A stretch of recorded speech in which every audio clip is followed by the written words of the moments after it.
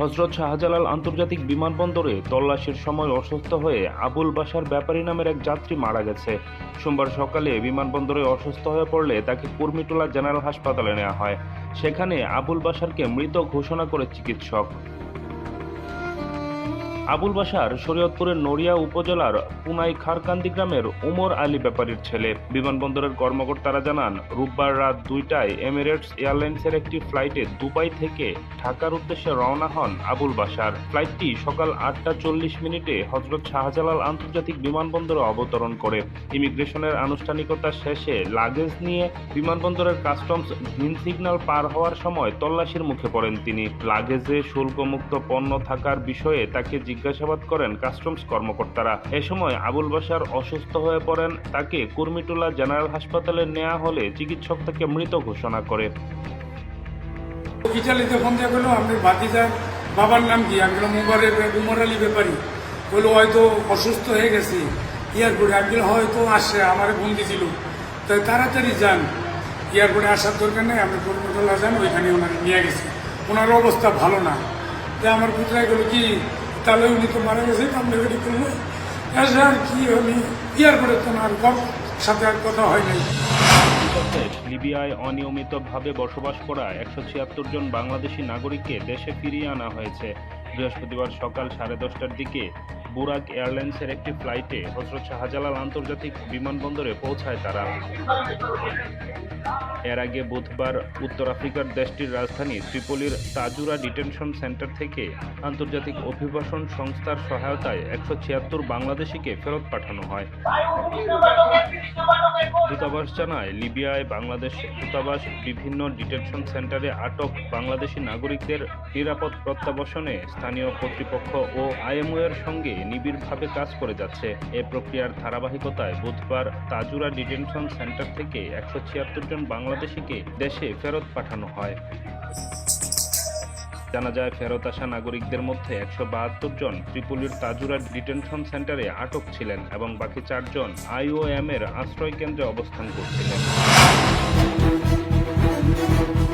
গত এক সপ্তাহে সৌদি আরবে 21,339 জন প্রবাসীকে গ্রেফতার করা হয়েছে। এদের বিরুদ্ধে আবাসিক, শ্রম ও সীমান্ত নিরাপত্তা আইন লঙ্ঘনের অভিযোগ আনা হয়েছে। শনিবার সৌদি প্রেস এজেন্সি এ তথ্য প্রকাশ করে।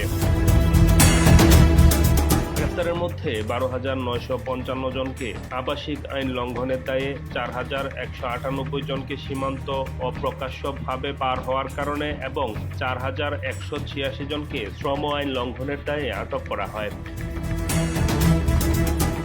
সৌদি স্বরাষ্ট্রমন্ত্রী জানান, অবৈধভাবে প্রবেশকারী কোনো ব্যক্তিকে আশ্রয় বা পরিবহন সুবিধা দিলে 1 লাখ সৌদি রিয়াল জরিমানা এবং যাবতীয় সম্পত্তি ও যানবাহন বাজেয়াপ্ত করা হবে।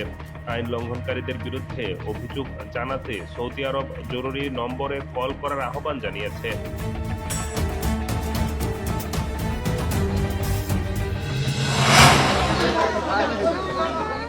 বগুড়ার শিবগঞ্জে এক নারী ও তার ছেলেকে কুপিয়ে হত্যার ঘটনা ঘটেছে। হত্যার পর নগদ টাকা, স্বর্ণালংকার ও মোবাইল ফোন লুট করে নিয়ে গেছে দুর্বৃত্তরা। মঙ্গলবার সকালে শিবগঞ্জ উপজেলার সাদুল্লাপুর বটতলা গ্রামের নিজ বাড়ি থেকে তাদের রক্তাক্ত মরদেহ উদ্ধার করে পুলিশ। নিহতরা হলেন ওই গ্রামের কুয়েত প্রবাসী ইদ্রিস আলীর স্ত্রী রানী বেগম ও তার ছেলে ইমরান হোসেন। পুলিশ জানিয়েছে, সোমবার দিবাগত রাতের কোনো এক সময় দুর্বৃত্তরা বাড়িতে প্রবেশ করে মা ও ছেলেকে হত্যা করে পালিয়ে যায়। মঙ্গলবার সকালে স্বজনরা জানালা দিয়ে রানী ও তার ছেলের ইমরানের রক্তাক্ত মরদেহ দেখতে পেয়ে পুলিশে খবর দেয়। সিআইডি ও পিবিআই এর ক্রাইম সিন ঘটনাস্থল পরিদর্শন করে নিহতদের ময়নাতদন্তের জন্য শহীদ জিয়াউর রহমান মেডিকেল কলেজ হাসপাতাল মর্গে পাঠানো হয়েছে।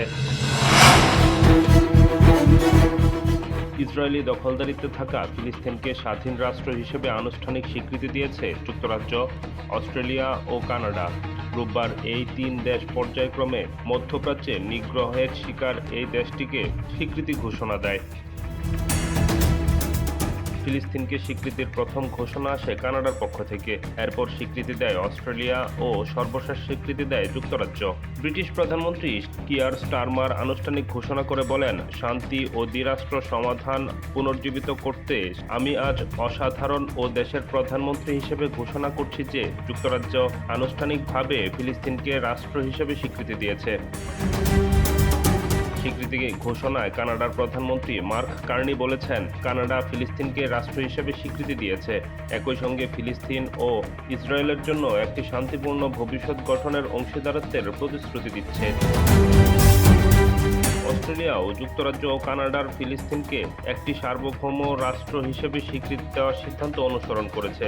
দেশটির প্রধানমন্ত্রী অ্যান্থনি আলবানিজ বলেছেন, এই স্বীকৃতি কানাডা ও ব্রিটেনের সঙ্গে একটি যৌথ প্রচেষ্টার অংশ এবং দ্বিরাষ্ট্র সমাধানের জন্য একটি আন্তর্জাতিক প্রচেষ্টা।